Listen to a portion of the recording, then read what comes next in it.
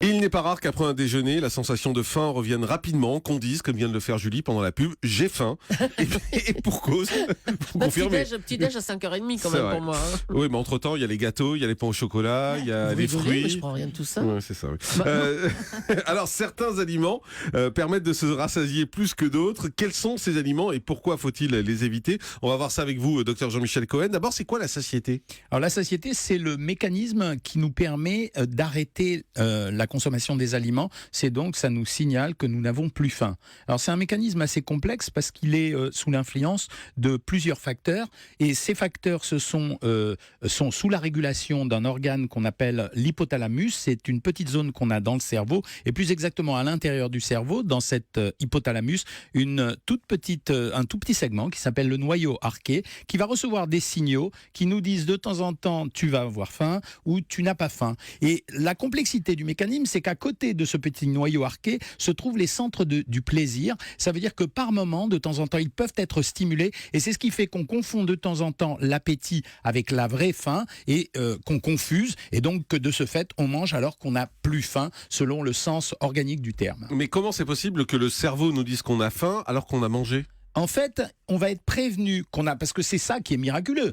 Quand on se rend compte de comment on arrive à équilibrer notre bilan énergétique dans une journée ou dans une semaine, c'est absolument incroyable, alors que on ne sait pas toujours la composition des aliments. En fait, il y a 3 choses qui vont intervenir. La première chose, c'est l'estomac. Ça veut dire que quand vous allez consommer des aliments, vous allez avoir une distension de l'estomac. Le nerf qui est à la surface de l'estomac va être stimulé et il va envoyer un premier signal vers le cerveau en prévenant « Attention, nous sommes en train de manger ». Le deuxième signal, c'est un signal plutôt enzymatique. Ça veut dire qu'il y a des enzymes comme la cholécystokinine ou le peptide Y qui arrivent de l'intestin, qui vont foncer vers le cerveau et qui vont dire également tu as mangé. Et enfin, le troisième signal, c'est un signal hormonal. Vous avez 2 hormones, plus exactement une hormone qui est très connue, qui est l'insuline, donc qui se met à être sécrétée dès qu'il y a apparition d'un peu de sucre dans le sang, et une deuxième hormone qui s'appelle la leptine, qui est sécrétée par la graisse, qui vont prévenir ou non de la satiété ou de l'appétit. Et quand on met la combinaison de ces 3 facteurs, et c'est pour ça d'ailleurs qu'on insiste sur le fait qu'il faut prendre du temps pour faire un repas,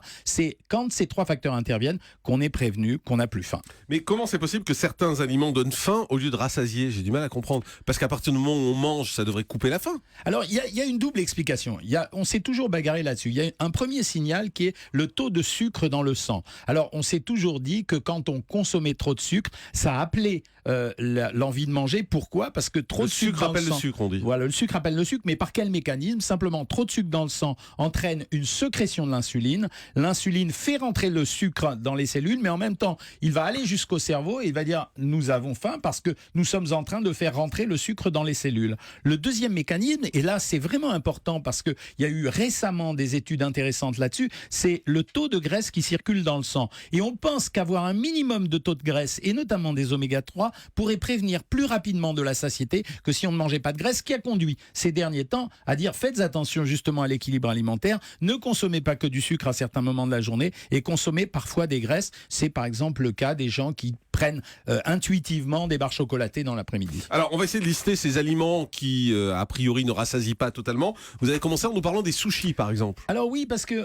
je voudrais parler également d'autre chose. On parle beaucoup de l'indice glycémique. C'est quoi l'indice glycémique? Eh bien, ça veut dire qu'on a pris une référence. La référence classique, eh bien, c'est le fructose. Et à partir de cette référence, on dit qu'un aliment a un indice glycémique élevé ou bas selon que par rapport à ce fructose. Par exemple, si je prends un aliment comme la pomme de terre bouillie, le sucre qu'elle dégage va être plus lentement assimilé par l'organisme que si je la prends en pomme de terre écrasée. Donc ça signifie que son indice glycémique est bas. Ça veut dire que dès que le sucre passe lentement dans le sang, l'indice glycémique est bas. Donc par exemple pour le riz a un indice glycémique élevé, donc il amène le sucre rapidement dans le sang. Et s'il amène le sucre rapidement dans le sang, il provoque la sécrétion de l'insuline. Donc plus un aliment a un indice glycémique élevé, plus il est susceptible de ne pas nous rassasier. Or, dans les sushis, vous allez utiliser du riz blanc avec un indice glycémique élevé et vous ne pouvez pas bénéficier de l'effet des protéines car la quantité de riz par rapport aux protéines est supérieure à la quantité de protéines et vous n'avez pas les graisses. C'est un peu compliqué votre histoire. Ça veut dire, pour essayer de simplifier, ça veut dire que quand on prend par exemple du riz, il y a beaucoup de sucre à l'intérieur, le sucre passe rapidement C'est ça dans notre corps. Alors- et très vite, notre corps nous dit qu'on n'a plus faim. Exactement. Alors qu'en réalité, on a encore de la place entre eux. Exactement. Pour faire Et simple. c'est pas forcément dépendant de la quantité de sucre de l'aliment, c'est dépendant de la façon dont il va être absorbé par l'intestin. Et D'accord. ça fait toute la différence. C'est pour ça qu'il y a des calories vides. Les calories vides, c'est typiquement les sodas. Pourquoi ? Parce que le sucre arrive en masse d'un seul coup. Il y a même plus d'indice glycémique à réfléchir. Le sucre arrive en masse et il va augmenter l'appétit. Et c'est pour ça qu'on appelle ça les calories vides. Et les sushis, c'est pour ça qu'on en mange 10, 11 par exemple, et on n'a plus faim. Alors qu'en réalité, on pourrait en manger plus, mais notre corps nous envoie l'info qu'on n'a plus faim. Exactement. Et alors, ce qui va faire la particularité, c'est que quand vous regardez un repas japonais, vous observez qu'on vous sert toujours une soupe miso. Ouais. Eh bien, la soupe miso, on vous la sert avant. Pourquoi ? Parce que la soupe miso, elle est faite avec des petits bouts de tofu, ça veut dire des morceaux de protéines relativement importants. Enfin, il y a une quantité de protéines importante. Et donc là, ça augmente la satiété, car les protéines ont le pouvoir d'augmenter la satiété, ce qui a été vérifié quand il y a eu la folie des régimes hyperprotéinés. Mais est-ce que c'est pareil, par exemple, puisque vous avez cité le riz, est-ce que c'est pareil avec les céréales de pain blanc, quand on prend du pain blanc? C'est exactement C'est la même chose. On va parler de deux choses. Donc, le taux de sucre que vous avez dans le produit, plus il y a de sucre, plus ça va appeler l'appétit et donc limiter la satiété. Et plus l'indice glycémique du produit est élevé, et plus vous aurez faim. D'accord. Donc les céréales du petit déjeuner qui sont des produits qui contiennent peu de fibres, qui contiennent beaucoup de sucre, avec un indice glycémique élevé quand on ne prend pas des céréales complètes ou quand on ne prend pas des céréales avec des produits différents comme des fibres en plus, eh bien ce sont des produits qui vont appeler l'appétit. C'est pour ça que le typique petit déjeuner catastrophique, ça va être les céréales qu'on va grignoter comme ça, le jus d'orange et la combinaison des deux va faire que finalement on ne va manger que du sucre avec des indices glycémiques relativement élevés et on a tout loupé parce qu'on aura faim très rapidement. Enfin, dans c'est la le petit matinée. déj qu'on nous conseille depuis des années. Mais Les céréales, le jus d'orange et la tartine. Mais le jus d'orange, ça a été une énorme connerie parce que le jus d'orange, en fait, la plupart du temps, les gens l'achètent en boîte et ça se compare surtout à de l'eau sucrée aromatisée. Et le truc qu'on conseille à faire, par exemple, quand les gens surveillent leur alimentation, c'est de déposer un comprimé de vitamine C dans un verre, de rajouter n'importe quel édulcorant et de l'eau pétillante s'ils veulent, et ça fabrique quasiment et exactement les mêmes propriétés nutritionnelles que le jus d'orange. Le goût du jus d'orange n'est pas le goût du jus des oranges pressées. Mais ce, et ne ce correspond matin, pas à ça. vous dites aux parents, par exemple, d'arrêter de donner des céréales le matin aux gamins? Mais les céréales, la problématique des céréales, c'est qu'elles étaient faites pour remplacer le pain. L'indice glycémique de la plupart des céréales du petit déjeuner, pas toutes, l'indice glycémique est beaucoup plus élevé que l'indice glycémique du pain. De surcroît, quand les enfants prenaient du pain, ils prenaient des boissons et auparavant, on leur donnait un chocolat au lait, on leur donnait des produits, la plupart du temps lactés, qui alimentaient. Ça veut dire que c'était pas des calories vides. Et là, maintenant, c'est la brique de jus d'orange, les céréales qu'on grignote et tout le monde est content. Mais en fait, c'est pas un très bon petit déjeuner. Et il y a une chose, moi, qui me donne faim aussi quand j'en ai mangé souvent, c'est les hamburgers. Quand vous prenez un hamburger, vous n'avez plus faim. 2 heures après, vous avez faim.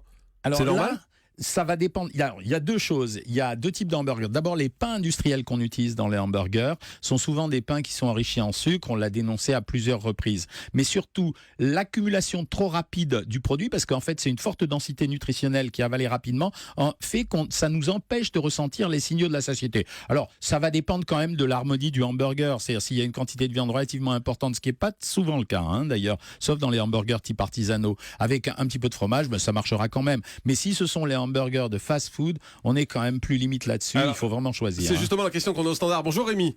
Bonjour. Bienvenue sur Europe 1. Vous, ça vous fait la même chose quand vous allez au McDo, vous avez faim après.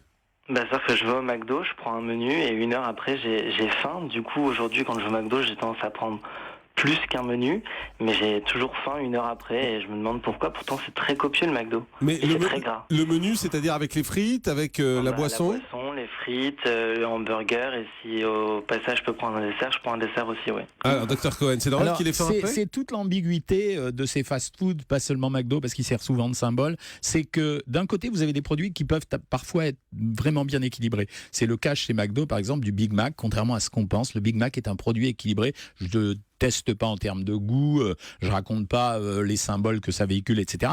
Mais par contre, l'association de ce produit avec des calories vides, par exemple, quand vous prenez un soda sucré, il faut pas oublier que vous avez absorbé 35 grammes de sucre, c'est-à-dire 7 carrés de sucre. Et quand vous prenez un dessert sucré, vous êtes gourmand, mais vous avez absorbé encore du sucre, c'est-à-dire que la combinaison d'ensemble du produit fait que finalement, vous désharmonisez le produit. Et qui est capable ici de se contenter de prendre le sandwich à la viande associé à des fibres comme des fruits? Allez, arrêtez Jean-Marc, allez, arrêtez. On se connaît assez. Non, c'est ça. On va reparler de la banana split comme l'année dernière. Arrêtez, mais je prends 2 hamburgers et pas de frites.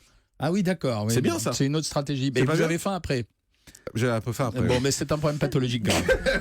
L'alcool, est-ce que l'alcool, ça désinhibe et ça donne faim? Terriblement. Alors par contre, contrairement à une idée reçue, l'alcool ne contient pas de sucre. Quand on revoit, mais oui, quand on regarde les taux de sucre dans le vin, etc., à part les vins liquoreux et la bière qui contiennent... Le champagne, c'est plein. Non monsieur, entre 3 et 5 grammes de sucre pour 100 grammes, alors que le vin rouge, le vin blanc, etc., contiennent des zones de sucre qui sont relativement faibles, mais ça ouvre l'appétit parce que ça désinhibe. Encore une fois, ce sont des calories vides qui ne s'expriment que par la chaleur et ça stimule les systèmes hormonaux de façon négative. Voilà, vous savez tout, vous arrêtez de manger, vous arrêtez de boire, vous faites plus rien. C'est Voilà, les conseils exactement. du docteur Cohen.